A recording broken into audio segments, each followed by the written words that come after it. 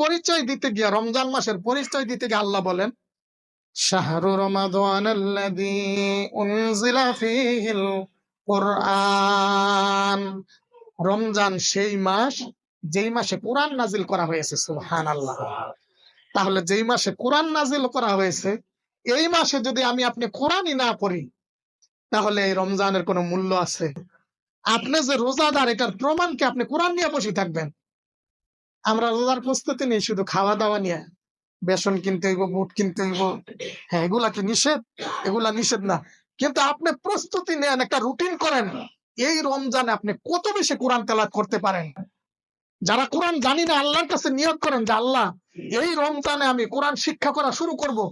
ইনশাআল্লাহ বিইজনিল্লাহ আগামী রমজান আস্তে আস্তে আমি কোরআন তেলাওয়াত শিখে নিব। আগামী রমজান থেকে আমি কোরআন কয়েকবার খতম করব। তাহলে আপনার রমজান সার্থক হবে। আর নচেত আপনি এই কোরআন যদি না পড়েন, তাহলে এই রমজানের কোনো মূল্যই থাকে না। এই রমজান শ্রেষ্ঠ মাস, এটা কিসের বরকত হয়েছে আপনারা জানেন? এই 12 মাসের শ্রেষ্ঠ মাস যে রমজান মাস, এটা কিসের বরকত হয়েছে? এটা কোরআনের বরকত হয়েছে। আল্লাহ পরিচয় করে দিয়েছেন শাহরু রমাদানাল্লাযী উনজিলা ফীহিল কুরআন, রমজান সেই মাস যেই মাসে আল্লাহ কোরআন, যেই মাসে কোরআন নাজিল করা হয়েছে। তাহলে এই রমজান শ্রেষ্ঠ মাস হয়েছে কোরআনের বরকতে। পৃথিবীর যত রাত আছে, সবচেয়ে শ্রেষ্ঠ রাত হলো লাইলাতুল কদর। তো লাইলাতুল কদর শ্রেষ্ঠ রাত হয়েছে কিসের বরকতে?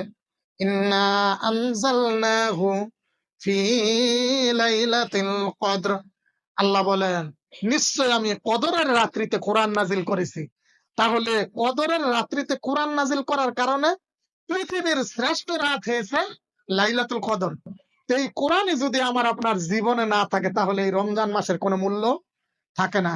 এই জন্য আমরা আজকে থেকে প্রতিজ্ঞা করব, যারা আমরা কোরআন জানি না, এই রমজান থেকে, এখন থেকে শুরু করে নিয়ে আমরা যে কোনো মূল্যে কোরআন তেলাওয়াত শিখে নিব ইনশাআল্লাহ। আল্লাহ আমাদেরকে তৌফিক দান করেন।